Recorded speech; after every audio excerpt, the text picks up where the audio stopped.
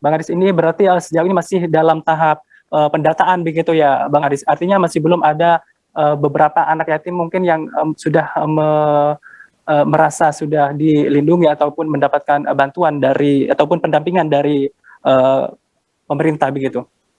Sudah ada, itu ada 6 ya, satu di Kutai Barat, satu di Sukoharjo ya melalui wali kota di sana, di Kutai Barat melalui bupati di sana, lalu kemudian juga ada 2 anak di Sulawesi Barat juga sudah ada jumlah 6 sampai 8 orang yang sudah mendapatkan perlindungan dari negara, dalam hari ini bupati dan para pekerja-pekerja sosial yang ada di sana. Tetapi kita yang mau antisipasi ini setiap hari bertambah karena sistem pendataan kita tidak jelas. Ini mengakibatkan sistem pendataan itu bisa manipulatif nantinya kan. Anak yatim piatu jumlahnya 10 tetapi hanya tercover 1-2. Nah ini cukup berbahaya dan ini sangat merugikan anak. Jadi sistem pendataan itu penting sekali. Jadi oleh karena itu kita saling membuka data termasuk Satgas COVID-19 juga harus terbuka ya, termasuk di DKI Jakarta, di Jawa Timur, seperti kawan-kawan NU sudah mendata itu ya, data itu harus menjadi data yang terkonfirmasi dan akurat sehingga intervensi krisisnya itu kita bisa lakukan segera mungkin demi menyelamatkan masa depan anak-anak yatim piatu itu.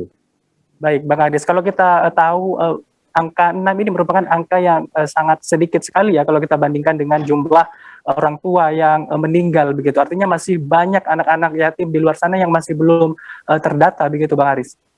Itulah yang kita mau katakan, ada banyak orang dewasa suami istri meninggal tapi tidak terdata anaknya itu menjadi yatim piatu atau tidak. Jadi sistem pendataannya belum jelas gitu. Yang didata itulah orang meninggalnya gitu kan. Sementara rumah sakit kosong, orang meninggalnya banyak gitu. Jadi apa yang terjadi di sana? Apakah terjadi perubahan-perubahan data atau tidak? Nah, itu yang ingin kita akan sinkronkan data itu, di mana ada 2 suami istri atau suami meninggal dunia, tetapi anak itu pasti ada dalam satu keluarga. Apakah anak itu tinggal bersama orang tua itu atau tidak? Jadi sistem pendataan itu yang saya katakan tadi.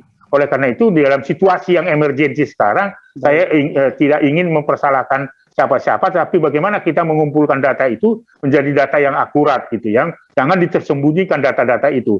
Jumlahnya sangat sedikit. Orang tua, bapak ibu banyak yang meninggal ya, tetapi tidak pernah ada pendataan anak yang ditinggal berapa orang dan seterusnya. Nah, itulah yang mau saya katakan, sistem pendataan itu harus kita lakukan supaya intervensi kita bisa jelas. Kemudian juga kita punya data berapa anak yatim piatu yang akan menjadi anak terlantar yang harus dipelihara oleh negara, begitu. Baik, Bang Aris, ini berbicara mengenai anak yatim nih, sebenarnya ini baiknya itu diasuh oleh keluarganya atau di panti asuhan begitu. Ini yang mana ini yang sebenarnya yang saya kira berdasarkan prinsip-prinsip hak anak itu keluarga terdekatlah yang menjadi keluarga alternatif itu yang lebih baik daripada tinggal di panti. Panti itu adalah sifatnya emergensi ya, emergensi. Ketika misalnya membutuhkan pertolongan yang sangat emergensi, sebelum dikembalikan kepada keluarga alternatif, katakanlah kalau ayah ibunya sudah meninggal, ada keluarga alternatif yang lain, kakek neneknya atau kerabat-kerabat yang sangat dekat, yang terjamin untuk memberikan perlindungan. Artinya apa? Alternatif keluarga atau alternatif care family itu harus betul-betul dari keluarga terdekat, karena pengasuhan yang baik adalah pengasuhan yang dilakukan oleh keluarga terdekat, bukan panti. Panti itu sifatnya emergensi. Baik, tapi bukan berarti meskipun diasuh oleh keluarga, si anak yatim ini masih akan mendapatkan misalkan biaya pendidikan dari pemerintah dan lain sebagainya, begitu, Bang Aris? Oh ya, saya kira karena itu merupakan hak konstitusional dari anak itu kan, kita disebutkan bahwa anak fakir miskin dan anak terlantar. Kalau kategori anak terlantar itu kan berarti termasuk yatim piatu dan seterusnya, itu akan dipelihara oleh negara, maka negara harus hadir dan memberikan hak-hak anak supaya hak hidupnya, hak pendidikan, hak bermain, hak mendapatkan identitas, hak untuk mendapatkan rekreasi, pendidikan, dan kesehatan itu adalah kewajiban pemerintah. Sekalipun dia tinggal di panti misalnya, atau sekalipun dia tinggal di rumah, dia ditempatkan di keluarga alternatif, di mana keluarga alternatif tidak mampu membiayai sekolahnya, hidupnya, dan itu harus menjadi tanggung jawab pemerintah dalam hal itu, dalam lingkungan terdekat pemerintah sebagai penyelenggara negara kan dinas sosial misalnya seperti itu, asal itu terkonfirmasi dengan baik.